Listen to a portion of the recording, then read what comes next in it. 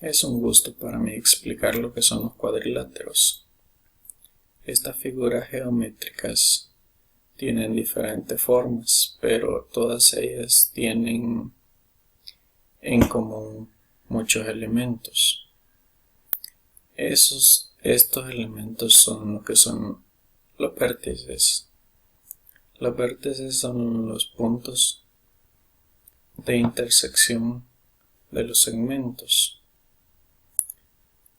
Todos los cuadriláteros tienen también 4 lados. Estos son los segmentos que unen los vértices. Y 2 diagonales. Las diagonales son segmentos que unen 2 vértices no consecutivos. También tienen lo que son 4 ángulos internos. Los ángulos internos son los que están adentro del cuadrilátero, los externos son los que están afuera. El ángulo lo definimos como la ampliación del vértice. Por acá tendríamos lo que es el ángulo interno y por acá tendríamos el externo, o sea, el complemento del interno. Los cuadriláteros los podemos clasificar de acuerdo al paralelismo de sus lados o de acuerdo a sus ángulos. De acuerdo a sus ángulos los podemos dividir en cóncavos y convexos. Los cuadriláteros cóncavos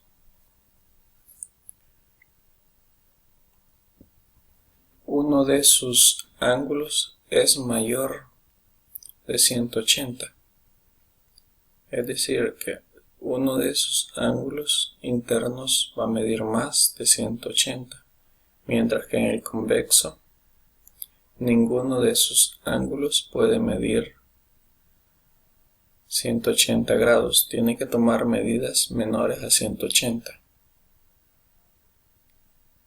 De acuerdo al paralelismo de sus lados, los podemos dividir en paralelogramos si tienen 2 pares de lados paralelos, en trapezoides si 2 lados paralelos y los otros 2 no paralelos, y los trapezoides no tienen ningún lado paralelo.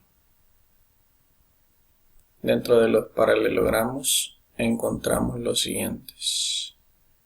El cuadrilátero se caracteriza por tener 4 lados iguales y 4 ángulos internos rectos, es decir que miden exactamente 90 grados. El rectángulo, sus lados opuestos son iguales 2 a 2, este con este y este con este. Además, todos sus ángulos son de 90 grados. El romboide se caracteriza porque sus 4 lados son iguales, es decir, tienen la misma medida y además tiene forma de diamante. El romboide, sus 4 lados opuestos son iguales 2 a 2, este con este y este con este. Dentro de los trapecios encontramos los siguientes. El trapecio rectangular es aquel que tiene un lado perpendicular a 2 paralelos, es decir que va a tener un lado que va a formar dos ángulos rectos. El trapecio isósceles, sus lados no paralelos son iguales. Este es igual con este. El trapecio escaleno, sus lados paralelos son desiguales y no perpendiculares a los 2 lados paralelos. El trapecio trisolátero, este se caracteriza por tener 3 lados de igual medida. Dentro de los trapezoides encontramos lo que son los cometas con eje de simetría y los cometas que no tienen eje de simetría. ¿Cómo podemos calcular el perímetro y área de un cuadrilátero? El perímetro es la longitud total del contorno de una figura plana, es decir, lo que limita nuestra figura. El área va a ser la región encerrada, la cual es limitada por el perímetro.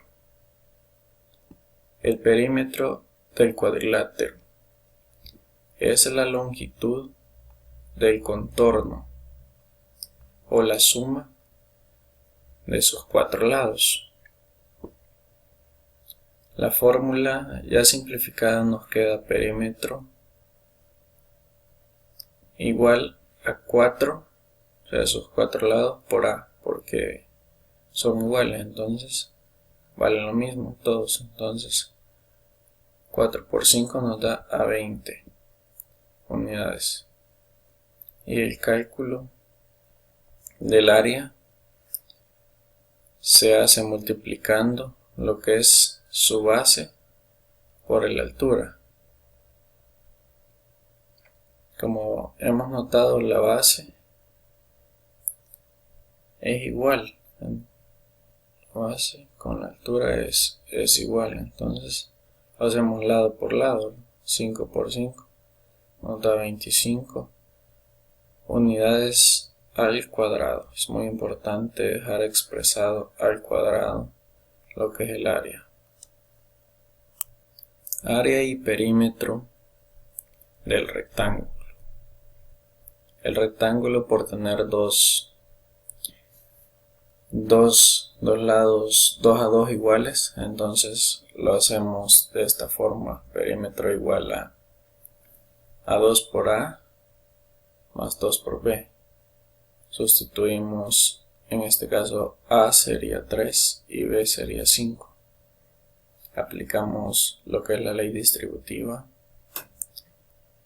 y nos da a 2 por 3, 6, 2 por 5, 10.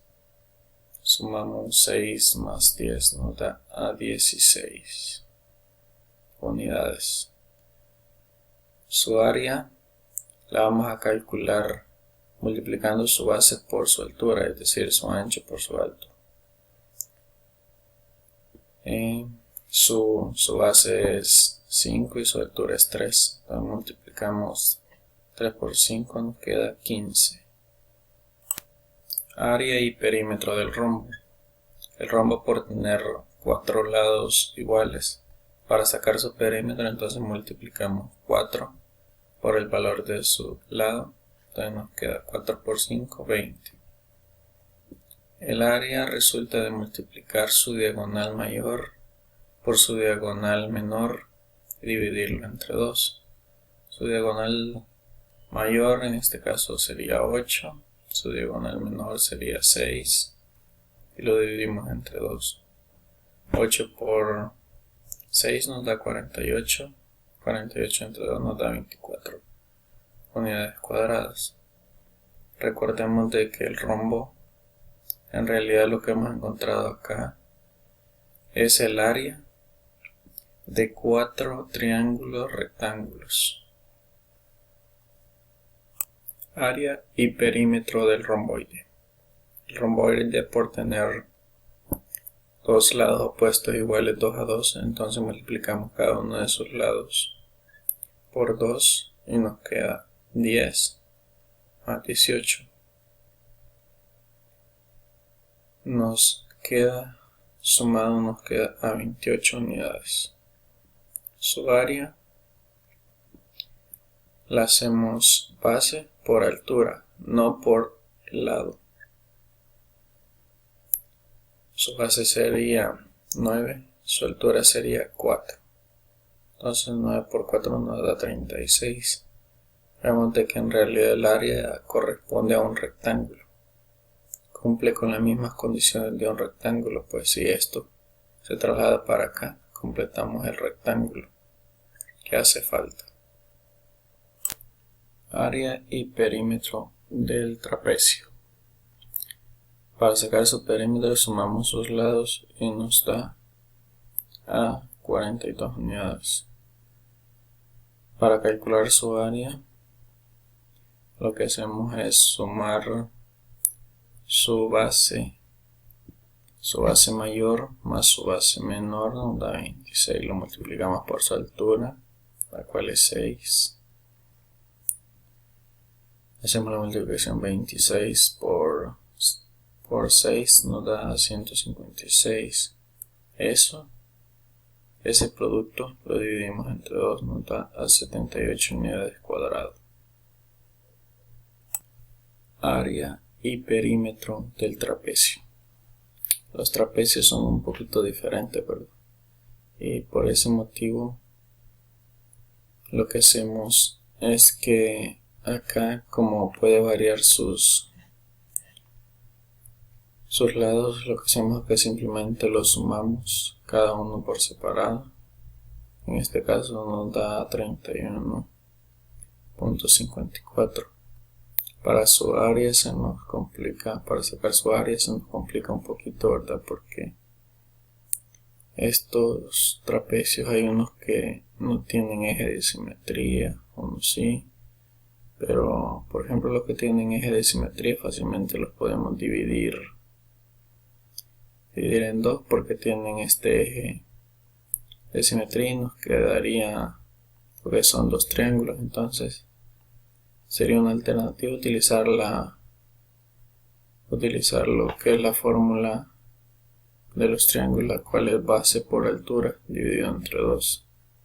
Sería una alternativa. En este caso, este trapezoide se nos puede ir con la ecuación que utilizamos anteriormente del rombo, lo cual es multiplicando su diagonal mayor por su diagonal menor, dividiéndola entre 2. Su diagonal mayor es 13 por su menor, cual es 8, lo dividimos entre 2, nos queda a 52 unidades cuadradas. En caso de que no tengan eje de simetría, lo que podemos hacer es dividir la figura y sacar por separado lo que son las áreas y después las sumamos.